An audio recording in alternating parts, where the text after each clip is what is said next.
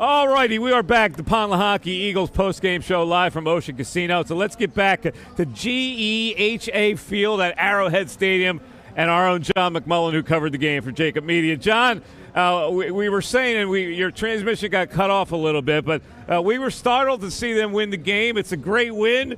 We don't know how they did it, but they did it, 21-17. So what was your viewpoint?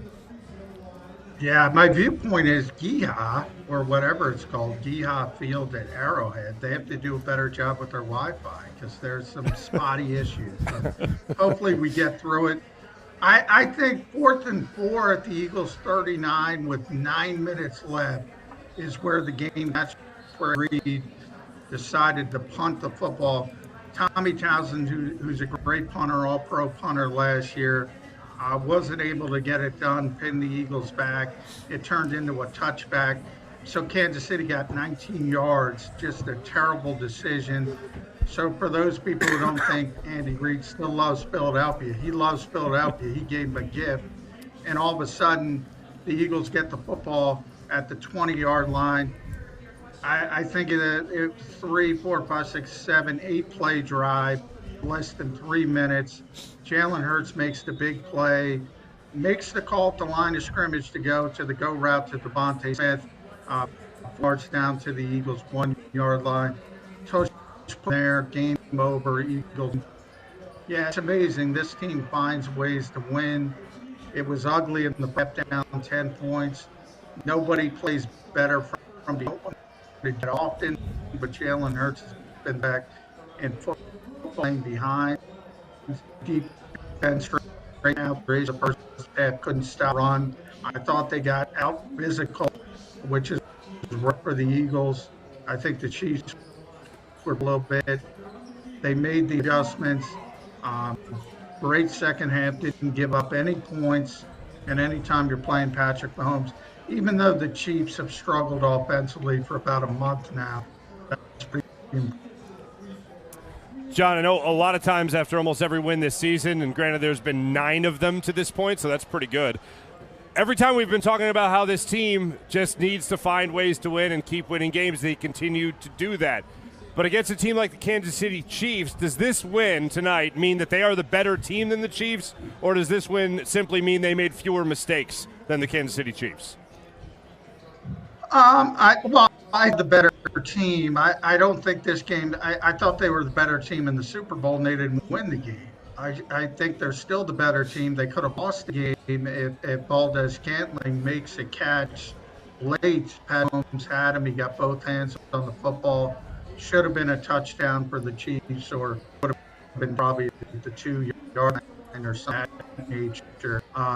So a chance to win the game. All of a sudden, it's the football, and the Eagles are able to finish. So it wasn't perfect, but they were able to persevere on the road in difficult conditions, not only weather-wise, but also this is one of the toughest places to play. Nick Sirianni said the toughest.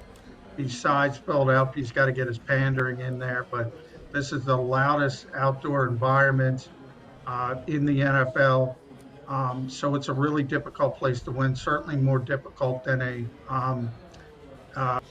Super Bowl where you're obviously playing in Arizona this year. It's going to be in Las Vegas. So neutral site games aren't as difficult from that perspective. But the Eagles have more talent than the Chiefs. They had more talent in February. Have more talent now, but they could have lost this game. They're one play away. Scantling hangs on to that football, they probably lose the game. And John, Sean Desai clearly made very good adjustments after the halftime break. You can't say the same thing for Brian Johnson. Some screenplays there that a lot of people didn't like. But for you, what do you feel like Brian Johnson did well that maybe helped them win this game? And do you think going forward he will help them or hurt them in the offensive game plan?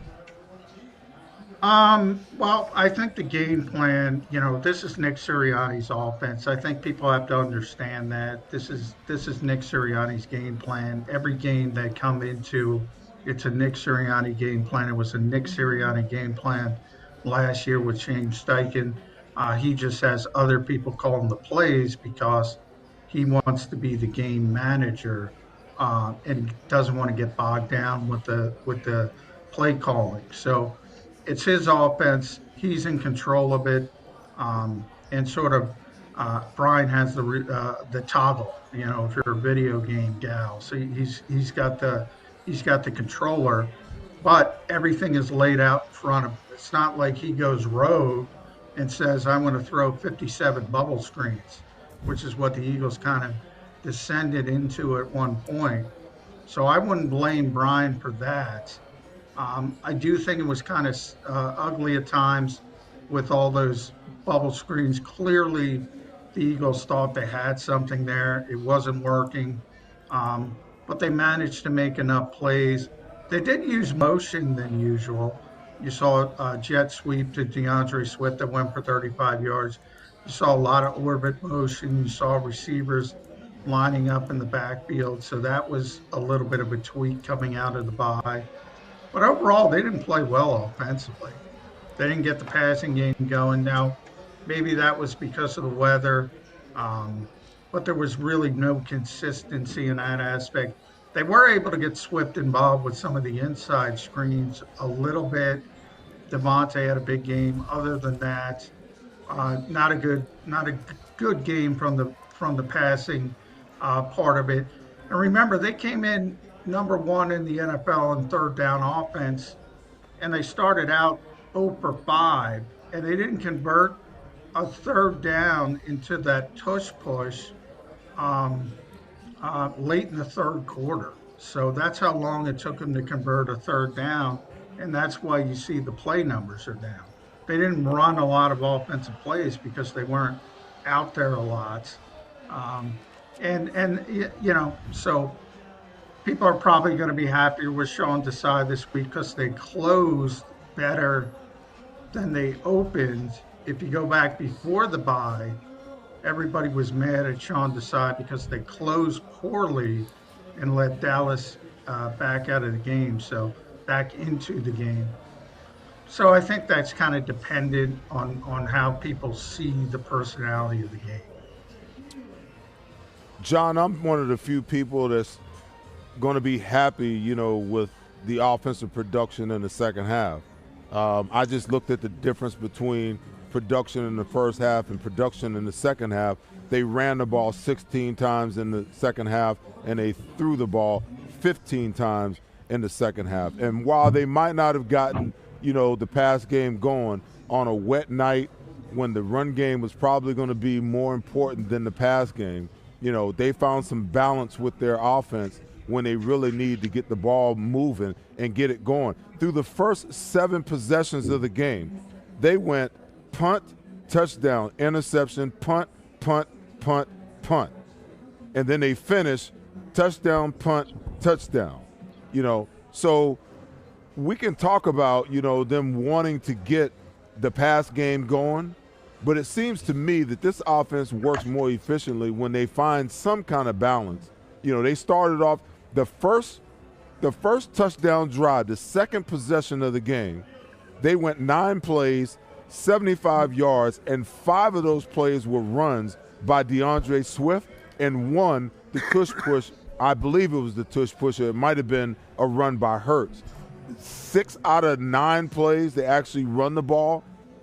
I think that there's some merit there that the game is still, the running game is still an important part of the game, which they sometimes abandon, even if they want to be a pass-first team.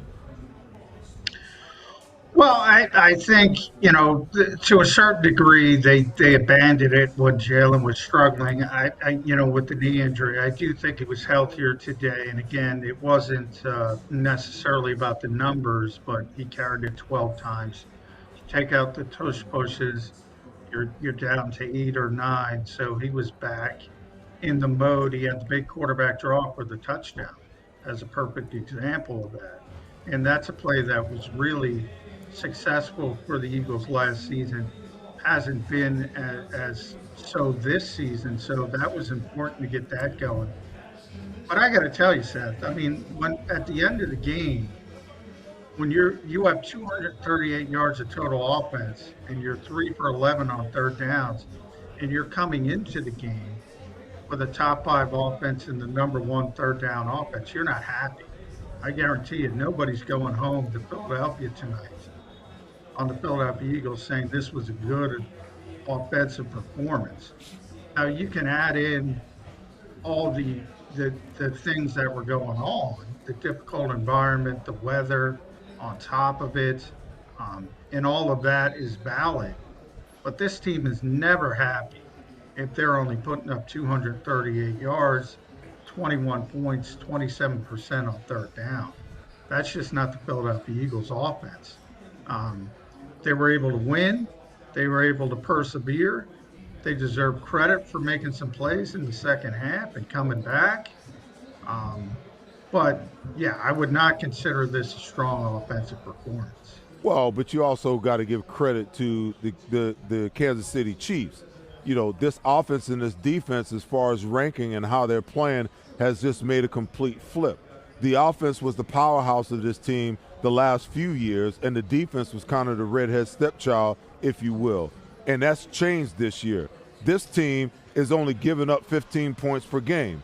They're giving up 288 total yards of total offense. They're 4th in the NFL. They're 12th in third down conversions. They're 18th in red zone conversions. And against the pass, they're ranked 4th. So sometimes, you know, you got to take everything with a grain of salt and ask yourself, okay, we're playing against guys that get paid to play, and we're in a hostile environment. And, oh, by the way, they give up 17. They're 17th against the run. They give up 112 yards per game on the ground. So you got to take all of those things into consideration. Yeah, the Eagles might not be happy with the offensive production, but you also got to give the Kansas City Chiefs and Steve Spagnuolo some credit for being able to, you know, take an offense that's averaging, 368 yards per game and hold them to 233 yards per game. Well, look, the Chiefs are much better defensively. There's no doubt about that. They've had a great season to this point defensively. But I would say about the Eagles, they wouldn't be happy with this performance against the 1985 Bears. So I'm not going to say this defense, which is playing well, and they couldn't block Chris Jones in the first half, and, you know, they got invested in the bubble screen for some reason in the second half. Yeah, I mean, they're pretty consistent every week. They don't care who's on the other side because they think they're better than who's on the other side. That means the number 1 team and the number 32 team.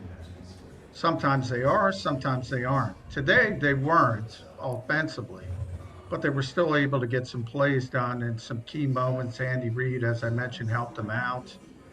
But no, I mean, look, I know people love Steve Spagnuolo in Philadelphia. He's doing a great job. He's not the best defensive coordinator in football. He doesn't have a magic potion. He's got some talented players. He's done a good job, but the Eagles didn't play well. And the Eagles, when they don't get A.J. Brown involved, they're not happy. When they don't get 30-plus points, they're not happy. When they're converting 27% of third downs, they're not happy.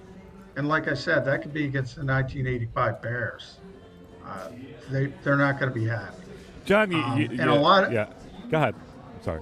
A lot of that has to do with, I thought, as I said, if I saw one more bubble screen, I was going to poke my eyes out like everybody else.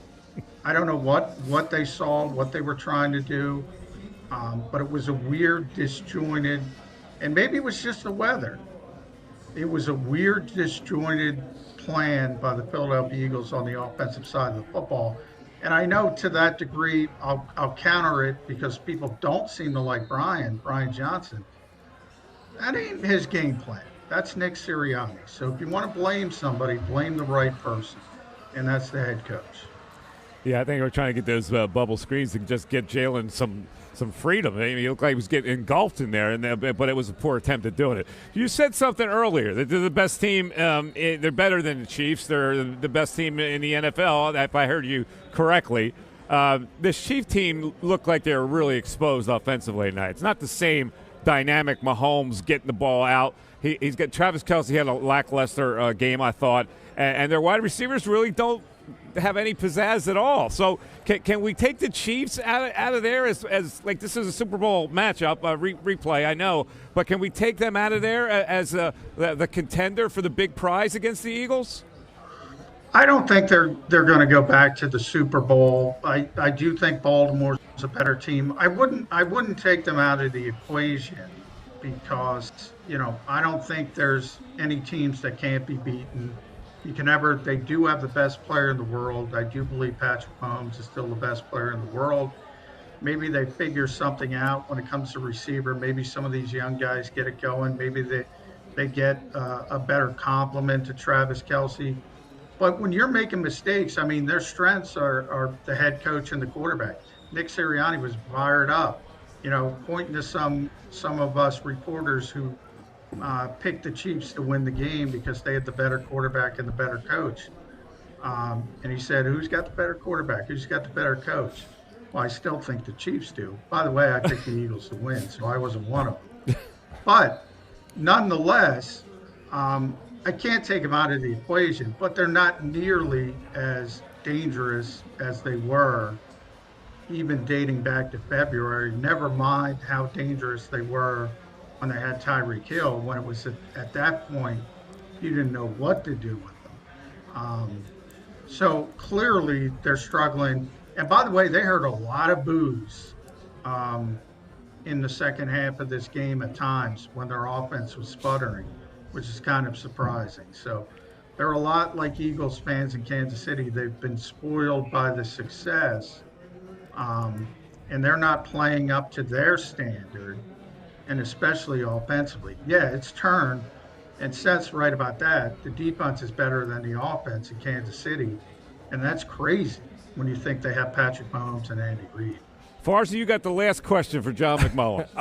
I'll try to make it a good one for you, John. This was, in all the wins they've had this season, this is the lowest point total they've had in any win this year. The only point total they have fewer than what they put up tonight was the 14 against the New York Jets in their loss. How much of that, aside from Brian Johnson, aside from play calling, how much of that was the impact of Dallas Goedert? Because anytime I'm able to talk to a member of the Philadelphia Eagles, they always talk about Dallas Goedert's role, obviously in the passing game, but in the run game is a tremendous help there as well. So just schematically going into this game and game plan-wise, how much of the impact was felt with Dallas Goedert not being in uniform tonight? Well, I think a fair amount. They weren't able to get anybody involved in the passing game outside of Devontae. Then it was DeAndre Swift. But as far as the receivers, Julio Jones caught two bubble screens for 5 yards. A.J. Brown caught one pass for 8 yards. One pass for 8 yards, A.J. Brown. And Jack Stoll had 2 targets, caught 1 for 3. And Olamide Zaccheaus had 1 target. That's it. Now, a lot of that had to do with the lack of efficiency on third down. So, again, the play totals as a whole were down. So they only ran 49 offensive plays, which is not a good number. And they want that to be mid-60s, good games over 70 maybe. They weren't able to get that going early in the game, especially in the first half. But you have to give them credit. They are relentless. You make one mistake, and that's why I go back to Andy Reid, 4th and 4 from the 39. Look, maybe you don't get it, but you show confidence in your team. The Eagles still got to go a decent distance at that point. But by punting the football, by laying up as the Super Bowl champions in this era of football, I think that sends a message to your team, and it's not a good message. That was Justin Watson messed up that punt, too, by the way. And not only did the ball go through, Justin Watson went to Penn. He's a Penn guy. Oh, yeah. John, thank you for hanging out with us at Arrowhead Stadium, or at GEHA Field. We appreciate it. We will talk to you next week as the Eagles take on the Buffalo Bills. Thanks, buddy. We'll talk to you. All right, thanks, guys. John McMullen, brought to us by Del Val Insurance. Save up to 40% on your car insurance right now. Call your partners, Fran or Jim, at Del Val Insurance. Here's how you can connect with Del Val. Hi everybody, my name's Jason Lombardi. I'm an inspector at DryTech. At DryTech we offer 3 major services, the first one being basement waterproofing. The second service we offer is foundation and structural repairs. And then the third service that we offer is mold remediation. If you feel you are having a waterproofing issue, give DryTech a call or check us out online.